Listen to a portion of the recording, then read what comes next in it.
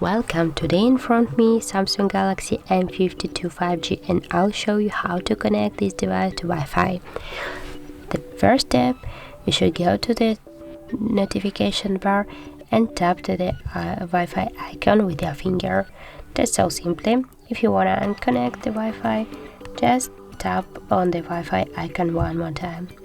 So the second way to connect this device to Wi-Fi is go to the settings and tap to the connections.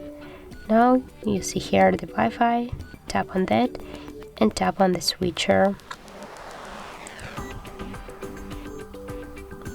Now it's turned on, so for example you now can choose one of the available networks. I'll choose for example this one. You can enter the password, for example 1 2 3 4 5 6 7 8. You can see by tapping on the eyes icon the password, so you can change the auto reconnect and you can connect to this device. Now you see that's the device connected to the currently network. So if you find this video helpful, leave a like, comment and subscribe our channel.